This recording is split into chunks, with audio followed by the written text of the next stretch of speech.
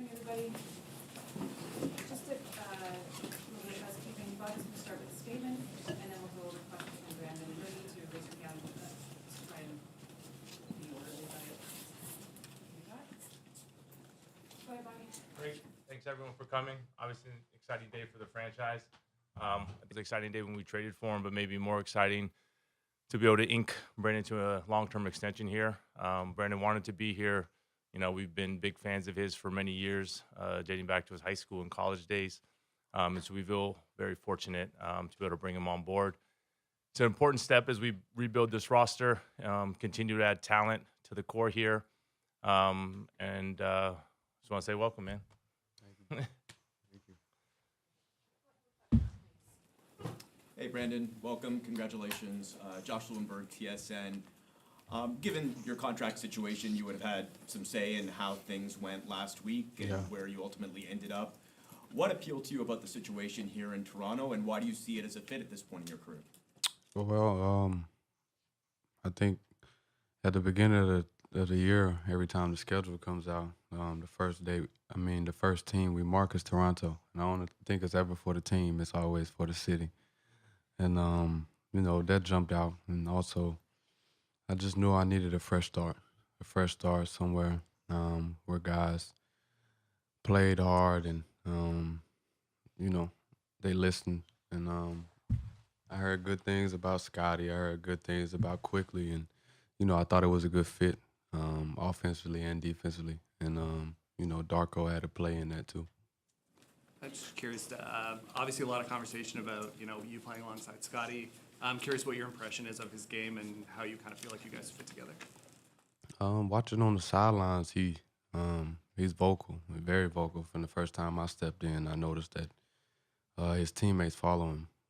They follow his voice, and he shows the action on the floor. He's defense first, really long and athletic. Seeing him guard against OKC, I was impressed with his ability to get deflections and block shots. Showed me a little mid-range game last game, the ability to shoot the three, and he's really pass first. And I like playing with selfless guys that just want to win and don't care about, stats. Brandon, what have you heard about how the Raptors are hoping to adjust your play as you, I guess, over the next few years here? Well, the first thing that I heard is, they want to make me an all-star again.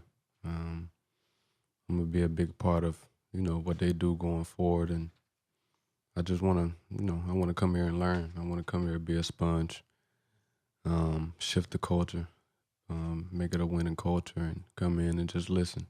I do whatever coach needs me to do, and go out and try to be an example every single day. Brandon, you've been around the Raptors for a few days now. What have you learned about the team? Everybody goofy. Everybody want to have fun. Everybody want the best for each other. And, with guys being young, you see a lot of guys still being professionals. And that's something that you don't see early on in careers. Guys being professionals being on time, listening to coach, being receptive to information. And, it's some guys that I definitely want to be around. Brandon, you mentioned about a fresh start. I want to ask about the numbers. You used to wear number 14, now you're going to number 3. Can you talk to us about what went into choosing and if you tried to get 14 and it didn't work out? Well, I thought about changing my number anyway. I was going to text Jacoby and be like, you got to give that up. I thought about asking Grady Dick for number 1 also, but I was like, I'm going to do number 3. Some of my friends called me 3. I actually texted a group chat with some of my friends in it and gave them number 3, 8, and 11. And they said number 3. And so I just went with it. My third team, so it was fitting. I don't know if you heard, there's a little bit of a nickname going around, notorious BI3. What do you think about that? Did any of your team play a part in developing that nickname? I don't know where that came from, but I can dig it. I like it. Bobby, why now, and does this signing have an impact on what you can or might want to do in the summer and into next season? I think first off, just adding someone of Brandon's talent was first and foremost. And then you think about Brandon, he's 27, he's entering his prime. Age-wise, he matches up with a lot of the guys on our team. And as we always say, it takes a lot of really good players to win in this league. And so that's the most important for us. And so when the opportunity came about with New Orleans and sort of considering what we gave up in the deal, it was a no-brainer for us. But will the finances impact what you're able to do in the summer and into the start of next season? Obviously, we've projected it out. I think there's probably a scenario depending on where our draft pick is, but we feel comfortable with the flexibility that we've had, and it's sort of been, part of the feature of this rebuild, which is to have this flexibility and to be able to do a deal like this and take on Brandon, but also, give him a substantial contract. Questions to your right and then to my.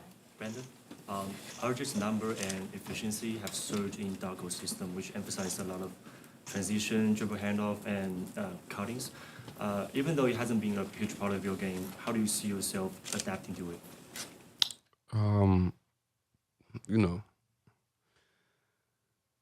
I don't think I have any problem adapting to anyone's game. First of all, I want to just get out there and play basketball. It's been a while since I've been back on the floor. And I think it's the adrenaline, and I'm going to be excited to play. So I think I'll be able to just fit in anywhere. My game, of course, I like to have the basketball in my hands, but I also, I like to pass too. So going on the floor with high IQ guys, it always helps. And I think our team has a lot of high IQ guys, so I'll figure it out moving without the basketball.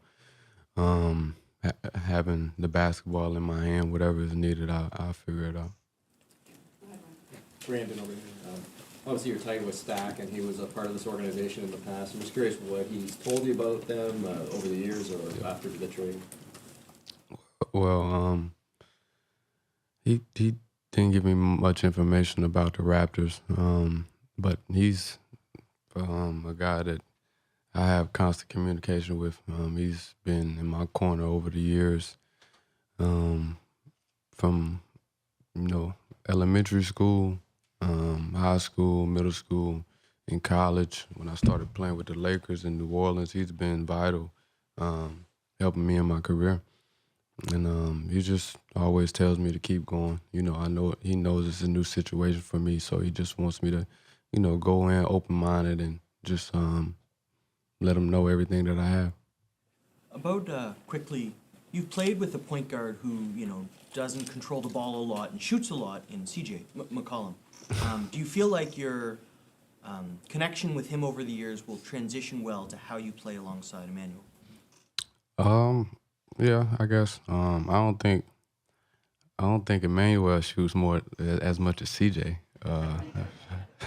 But I think I really like Quickly's game. He has like a pop to him, a swag to him that I want to continue to encourage him to have on the basketball floor. And like I said, I'll fit in. I know how to score the basketball. I know how to play off ball. I've been working on my game for a long time, so I'll figure it out. You mentioned that coming to Toronto, one of the things that drew you in was the city itself. What stands out about this city to you? The culture, the food, and just the different people. It's just like a different setting. It's a high pace, and it's just different from, it's different from New Orleans. Brandon, you mentioned getting on the court with these guys eventually. In terms of your ankle, where are you at in that recovery, and do you guys as a group have a sense of when we might see you? Yeah. So I have no timetable right now, but since I've been here, we've been really pushing it hard, trying to get back on the floor. I've done some stuff on the floor, a lot of stuff in the weight room, just getting my body prepared for this season. I haven't been on the floor I haven't been active for 2 months, so it's going to take a little bit to get my conditioning together. But, hopefully soon. Brandon, so you've been saying like you want to experience like different culture, different people. I think there's like Chinese character on your neck. There's a tattoo on your neck. What's the backstory of that? It just looked really cool, bro. That's how I just say that. It means gym.